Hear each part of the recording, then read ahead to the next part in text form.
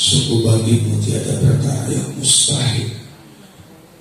Engkau yang angkat, Engkau yang pulihkan, Engkau yang sempurnakan kami hari ini dengan kebenaran Tuhan, sehingga kasih kami makin bertambah, pengenalan kami akan bertambah, semakin bertambah kepada Tuhan, sehingga hidup kami menyenangkan Tuhan.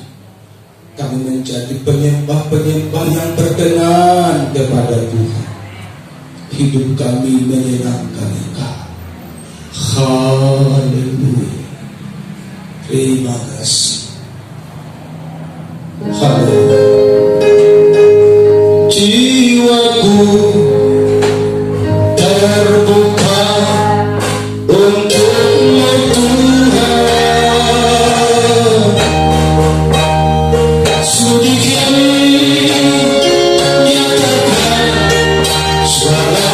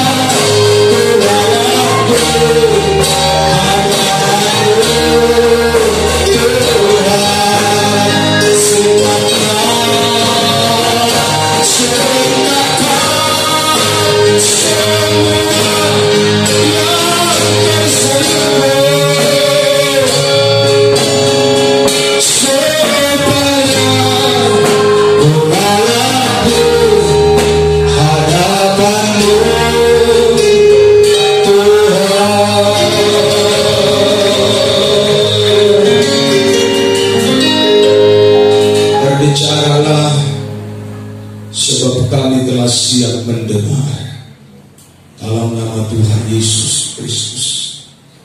Amin.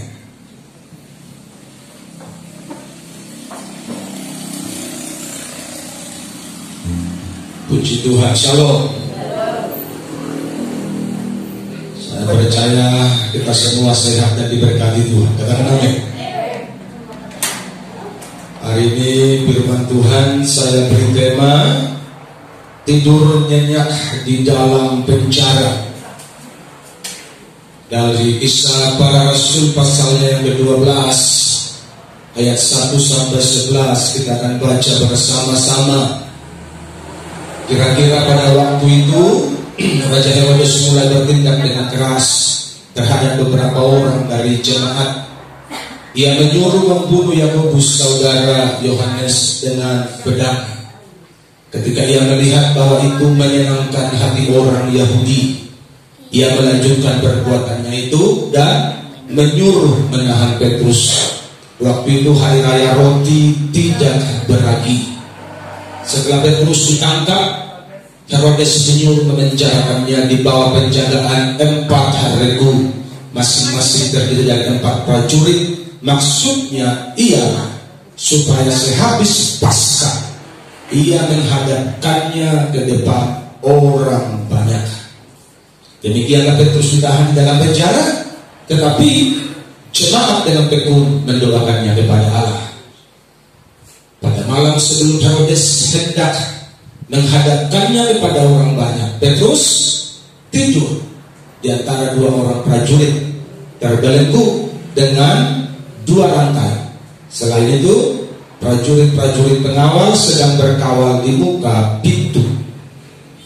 Tiba-tiba berdirilah seorang malaikat Tuhan dekat Petrus dan cahaya bersinar dalam ruang itu. Malaikat itu menyebut Petrus untuk membangunkannya, makanya bangunlah segera. Maka tuburlah rantai itu ditandai dengan Petrus. Lalu kata malaikat itu kepadanya, ikatlah pinggangmu dan kenakanlah sepatumu. Ia pun berbuat demikian. Lalu malaikat itu berkata kepadanya, kenakanlah jubahmu dan ikutlah aku. Lalu ia mengikuti malaikat keluar, dan ia tidak tahu bahwa apa yang dilakukan malaikat itu sungguh-sungguh terjadi. Sangkanya ia melihat suatu penglihatan. Setelah mereka melalui tempat kawal pertama dan tempat kawal kedua, sampailah mereka dan pintu gerbang besi yang menuju ke kota. Pintu itu terbuka dengan sendirinya bagi mereka. Sesudah tiba di luar, mereka berjalan sampai ke ujung jalan. Tiba-tiba malaikat itu meninggalkan dia. Dan setelah sadar akan dirinya, Petrus berkata, sekarang ketahuilah aku benar-benar bahwa Tuhan telah menyuruh malaikatnya dan menyelamatkan aku dari tangan Herodes dan dari segala sesuatu yang diharapkan orang Yahudi yang percaya bersama. Amin.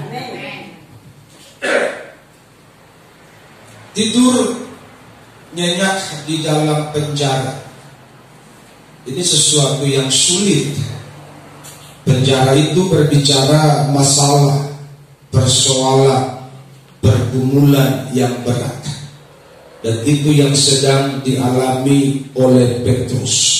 Dan bukan cuma sekedar persoalan yang berat, tapi apa yang dialami oleh Petrus ini sangat berat sekali. Karena di ayat-ayat yang di atas tadi dikatakan oleh firman Tuhan, Yakobus sudah dieksekusi, Yakobus sudah mati, Yakobus sudah dibunuh karena Injil. Dan ketika Herodes melihat perbuatan itu menyenangkan, menggirangkan bagi orang Yahudi. Karena bagi orang-orang Yahudi yang tidak percaya Tuhan pada waktu itu, mereka menganggap pengikut Tuhan Yesus ini para penjahat rohani. Sehingga mereka dengan senang dan riang gembira ketika Yakobus dibunuh. Dan karena mereka girang sekali, momen itu dimanfaatkan oleh Raja Herodes. Namanya raja, pemimpin, suka bermain politik di air keruh. Begitu dia lihat itu menyenangkan masyarakat, dia suruh Petrus ditangkap dan dipenjarakan. Karena besok akan ada hari raya, sehingga eksekusinya ditunda. Dan tahukah saudara, kemungkinan besar bahwa apa yang akan dialami Petrus akan seperti yang dialami oleh Yakobus. Betul demikian? Karena itu menyenangkan bagi orang Yahudi. Dan kalau orang Yahudi senang, maka mereka akan semakin mencintai rajanya, karena rajanya mengikuti kehendak rakyatnya yang berdosa. Tapi apa yang diperbuat oleh Petrus, itu yang perlu kita pelajari hari ini, supaya setiap kita bebas dari tekanan masalah. Katakan amin. Supaya kita bebas dari setiap intimidasi masalah. Karena apapun yang terjadi, Tuhan tetap berpihak kepada orang-orangnya yang percaya.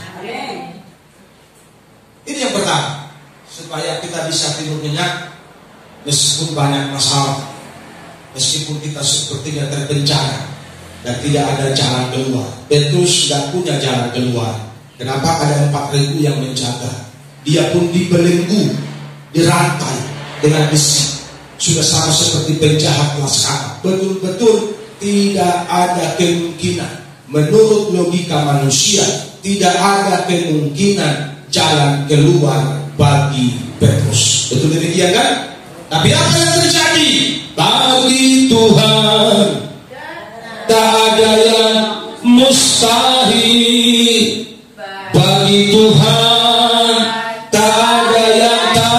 mungkin mujizatnya disediakan bagimu, ku diangkat dan dipulihkannya. Ini yang terjadi buat orang-orang percaya. Ini yang dialami Petrus, bahwa bagi Tuhan tidak ada perkara yang mustahil dengan berbagai macam cara. Jadi umat Tuhan, percayalah hari ini, jangan engkau fokus dengan cara. Bagaimana caranya? Bagaimana cara Tuhan memberkati aku? Aku hanya orang kampung, orang desa, usahaku cuma kecil-kecilan, aku cuma seorang petani. Jangan selalu berpikir tentang cara. Yang kau pikirkan adalah bagi Tuhan tak ada yang mustahil. Kalau bagi Tuhan tidak ada yang mustahil, dimanapun kita ada, kita bisa diberkati. Haleluya. Jadi jangan pernah pusing dengan bagaimana caranya. Usaha kecil, aku orang desa, orang dusun, cuma petani. Jangan pernah berpikir seperti itu. Berpikirlah, Tuhanku maha besar, Tuhanku maha kuasa. Katakan amin. Kalau Tuhan tidak besar, maha kuasa, apapun bisa diubahnya. Dengan cara bagaimana? Dengan cara Tuhan. Haleluya. Saya ulangi, dengan cara bagaimana? Dengan cara Tuhan. Petrus terbelenggu. Tidak ada solusi menurut logika manusia. Tidak ada jalan keluar menurut pemikiran manusia. Tetapi beda dengan Tuhan. Haleluya. Karena itu apapun kata orang samamu hari ini, jangan pernah pedulikan itu. Pedulikanlah apa kata Tuhan. Dan Tuhan mau engkau diberkati. Tuhan mau engkau sukses. Tuhan mau engkau cinta Tuhan. Tuhan mau engkau berhasil dalam kehidupan. Jadi kalau orang bilang agak mungkin, masa bodoh apa kata orang. Dengarlah apa kata firman Tuhan. Kalau engkau beribadah kepada-Ku dengan sungguh-sungguh, maka aku akan memberkati roti makananmu, air minumanmu, menjauhkan virus, menjauhkan corona dari tengah-tengahmu. Haleluya. Itu yang perlu kita pegang, janji Tuhan. Bukan apa kata orang. Jadi apa yang dibuat oleh Petrus sehingga dia bisa tidur nyenyak dalam penjara, dalam pergumulan yang berat, dia berserah. Itu yang pertama. Ku berserah kepada Allahku, di daratku, di laut menderu, di laut yang menderu sekalipun, yang gelombangnya besar sekalipun, kalau engkau bersama dengan Tuhan, engkau tidak perlu takut. Haleluya. Setelah Petrus dan Herodes menyuruh mencarakannya di bawah pengawasan tempat itu, masing-masing terdiri dari 4 prajurit. Maksudnya ialah supaya sehabis Paskah ia menghadapkannya kepada orang banyak. Besok Petrus akan disidangkan, dan tentu sidang itu akan sangat memberatkan baginya, karena ketidaksukaan orang banyak terhadap pelayanan yang dilakukannya. Jadi sebagai manusia, tentu itu tidak mengenakan, tentu itu memilukan buat Petrus. Tetapi dia tidak mau tersakiti, dia tidak mau terintimidasi lewat sikap orang banyak yang tidak pro ke dia. Dan kalau sidang akan dibuat, itu namanya sidang rakyat, sudah pasti orang itu lebih banyak yang tidak suka kepada Petrus, dan itu akan sangat merugikan baginya. Tetapi dia tidak mau pusing dengan itu. Waktunya tidur, tidurlah. Saya ulangi, waktunya tidur, tidurlah. Jangan waktu tidur kau buat berpikir. Jangan waktu tidur kau buat begadang. Jangan waktu tidur kau melakukan hal-hal yang tidak perlu. Tidurlah pada waktunya. Sebab Mazmur 127 berkata, sebab ia memberi rezeki memberi jalan keluar, memberi pertolongan, memberi mujizat kepada orang yang dicintainya lagi tidur. Orang jalan ini. Haleluya. Sebab dia memberi rezeki, memberi berkat, memberi pertolongan, memberi jalan keluar, memberi mujizat kepada orang yang dicintainya lagi tidur. Jadi kalau jam tidur, tidurlah. Jangan pikirin masalahmu, karena kau pikirin pun tidak akan pernah menyelesaikan. Tapi kalau kau berserah kepada Tuhan, Dia terlalu mampu menolong. Dia terlalu sanggup. Dia sanggup.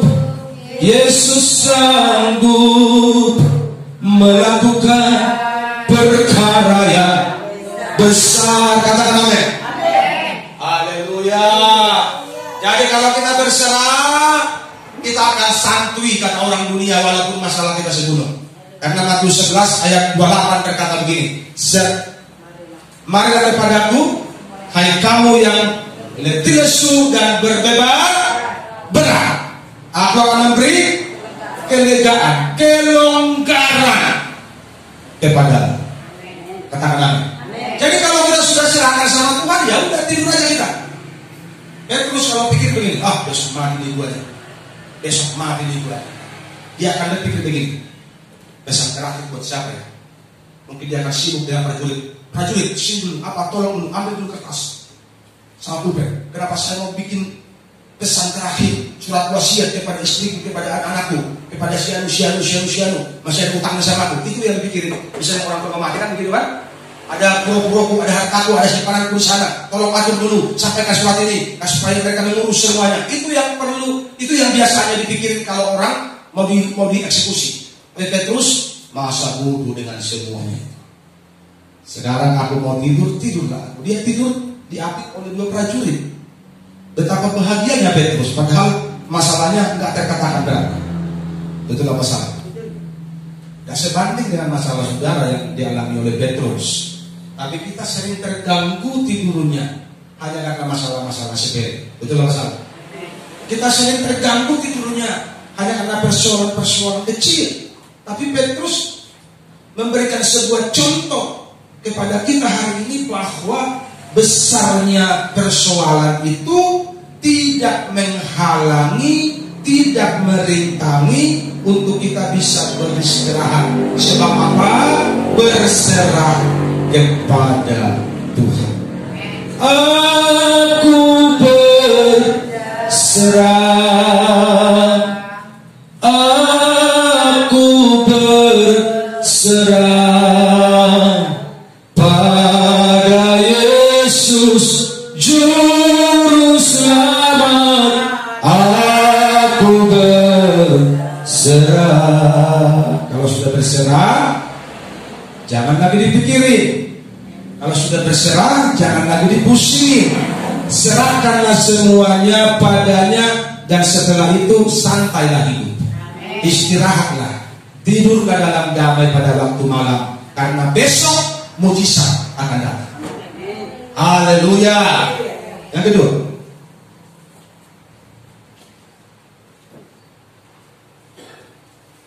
mengapa Petrus bisa tidurnya? Karena mengenal siapa pembela. Demikianlah Petrus ditahan dalam penjara, tetapi jemaat dengan tekun mendoakannya kepada Allah. Alkitab sudah bilang, doa orang benar bila dengan yakin didoakan, sangat besar kuasanya. Jadi kenapa Petrus bisa tertidur dengan nyenyak? Karena dia mengenal siapa pembelanya. Kalau Tuhan pembela kita, tidak ada satu orang pun yang dapat menyentuh kita. Tidak ada satu orang pun yang dapat mencabar kita. Karena Alkitab sudah berkata, rambut kepalamu aja pun tidak akan jatuh ke bumi sehelai saja tanpa seizin Tuhan. Haleluya. Apalagi nyawamu, engkau pasti dibela Tuhan. Haleluya. Itu yang dialami oleh Petrus, sehingga dia bisa berserah sampai dia dapat mujizat, dia pikir dia sedang melihat sebuah penglihatan. Karena dia hamba Tuhan terbiasa dengan penglihatan, dia pikir dia melihat satu penglihatan yang spektakuler pada malam itu. Gak taunya betul-betul terjadi, malaikat sedang menuntun dia. Saudara bisa bayangkan, keluar pintu, itu pintu besi. Ya, itu pintu besi kan? Bukan pintu kaleng-kaleng. Itu pintu besi, benar itu. Dan Petrus juga benar digembok, dirantai. Ketika dia diketuk sama malaikat itu, apakah firman Tuhan? Rantainya lepas dengan sendirinya. Haleluya. Kalau Tuhan bekerja, tidak ada yang tidak mungkin. Rantai-rantai masalah lepas semua. Rantai penyakit lepas semua. Rantai ekonomi lepas. Rantai kemiskinan bekas. Bebas. Rantai gokek-gokek bebas semua. Haleluya. Tuhan yang melepaskan dengan caranya sendiri. Haleluya. Jadi cara Tuhan itu luar biasa. Makanya akui dan nikmati pembelaannya setiap hari. Terkadang kita merasa diri kuat, terkadang kita merasa diri mampu, terkadang kita merasa aku biasa, aku bisa, aku punya pengalaman, sehingga kita kurang mengandalkan pembela kita. Tapi dalam keterpurukan, Petrus mengalami kesulitan seperti itu. Dia berserah, dia tahu siapa pembelanya, dan setelah itu dia tidur. Dan terjadilah mujizat, datanglah pertolongan dengan cara Tuhan. Amin. Amin. Saya percaya Petrus tidak pernah berpikir bahwa dia akan dilepaskan dengan cara seperti ini. Petrus tidak pernah berpikir itu, tetapi Tuhan memikirkan cara untuk melepaskannya. Amin.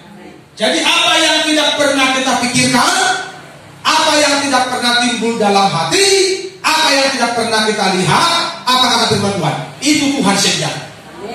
Haleluya. Dengan cara apa? Dengan cara Tuhan. Dengan cara Tuhan. Terlalu ajaib cara Tuhan. Membela orang-orang percaya yang sungguh-sungguh hati kepadanya. 2 Timotius 1 ayat 12. Itulah sebabnya aku menderita semuanya ini, tetapi aku tidak malu, karena aku tahu kepada siapa aku percaya. Jadi aku tahu kepada siapa aku percaya.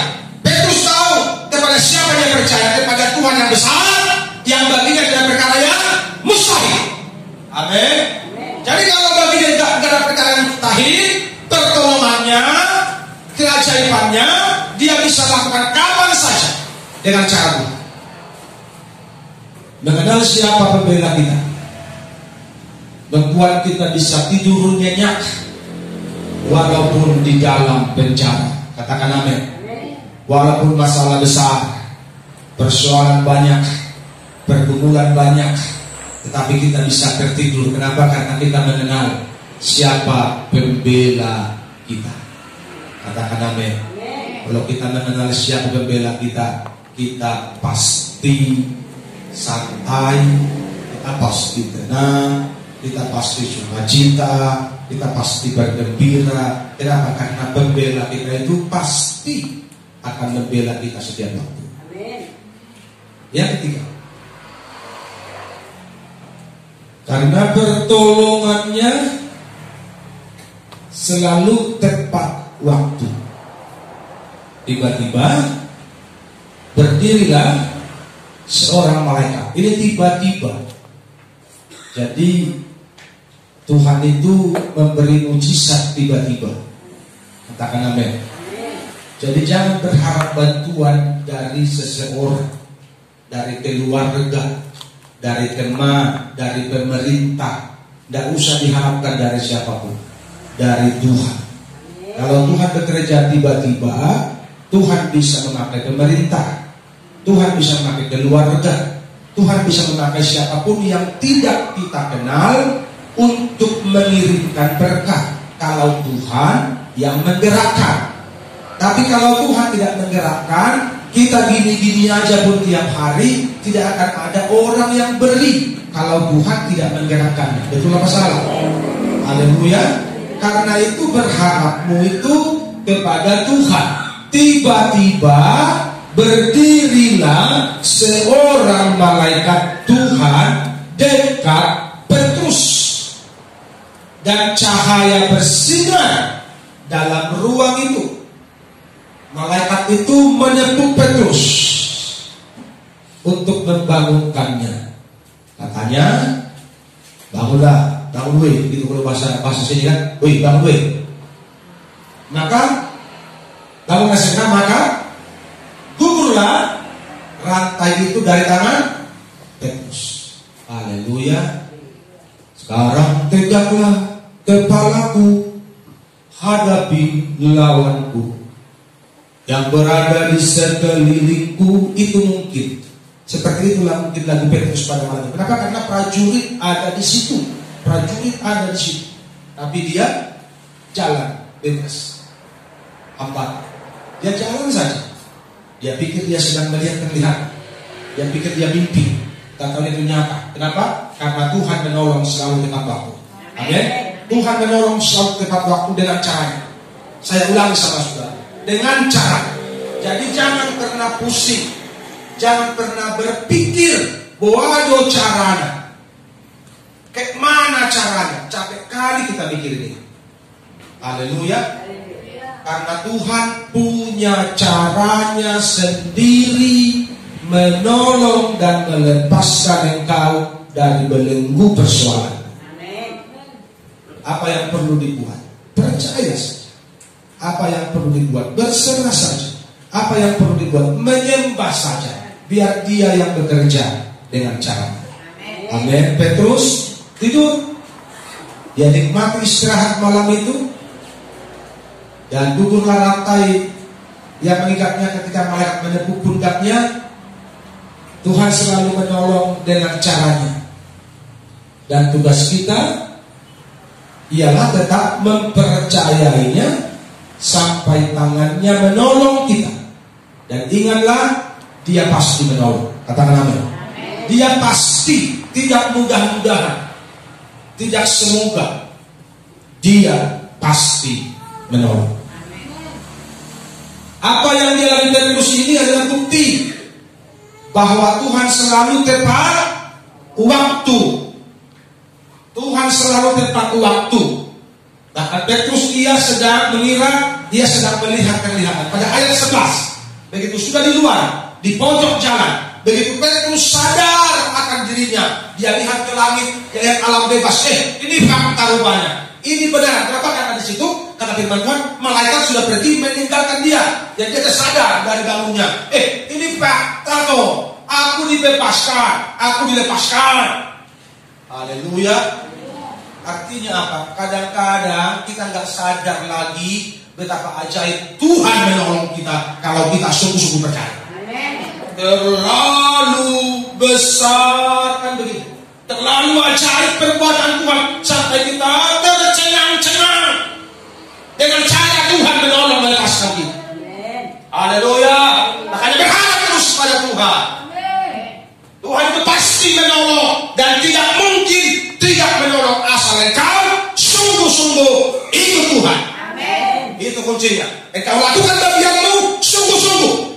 Mau mengikuti kehendakmu, ya Bapa, ku mau selalu menyenangkan hatimu. Kalau engkau serahkan hati Bapa lewat perilakumu, sikap hidupmu, saya percaya dia akan beri segalanya. Tuhan itu gak mungkin tahan melihat engkau berkeluh kesah. Tuhan tak mungkin tahan melihat engkau bermasalah. Kalau engkau sungguh-sungguh, engkau senangkan Tuhan, maka pintu surga akan terbuka, bantuan berlimpah turun kepada. Haleluya. Itulah Tuhan yang kita percaya. Dia akan melakukan yang terbaik. Tetapi ingat, dengan cara. Dan dengan cara Tuhanlah Petrus dilepaskan. Begitu di pojok jalan sudah keluar pintu penjara, dia sadar, ternyata Tuhanku itu hebat kali cara mainnya. Itu mungkin pikir Petrus. Kalau saudara baca terus, dia pergi ke rumah jemaat yang tadi dikatakan jemaat dengan tekun mendoakannya kan? Jemaat dengan tekun mendoakannya. Begitu dia sampai ke rumah itu, rumahnya pakai pagar. Saudara baca sampai selesai, dia ketok-ketok rumahnya, rumah apa pagar itu, keluarlah pembantunya namanya siapa? Si Rode. Dia dengar suara, itu suara Petrus. Apa kata mereka? Itu malaikatnya kali. Kalau malaikat yang datang berarti Petrus sudah mati. Gitu mungkin feeling mereka. Kenapa? Karena peristiwa Yakobus sudah selesai. Kan begitu. Jadi ini orang ini berdoa antara percaya dan percaya dan tidak. Harusnya mereka berdoa kan, begitu lagi Petrus, oh haleluya, Tuhan memberkati. Kenapa? Karena Tuhan mendengar doa kita. Harusnya mereka bingung. Betul nggak ya? Betul nggak ya? Betul nggak ya? Begitu Petrus ada di turunnya dengar, dia bangga, dia ngomong, Petrus ada di luar tapi nggak dibuka pagarnya. Saking bangganya. Begitu mereka lihat, betulan Petrus, kode HPI, kaunya itu. Petrus kasih kode dan pagar dibuka, mereka kumpul di luar dalam. Dia cerita bagaimana Tuhan menolong dan mereka bersuka cita, mereka menyanyi memuji Tuhan yang ajaib yang menolong pada waktunya di malam hari. Amin. Haleluya.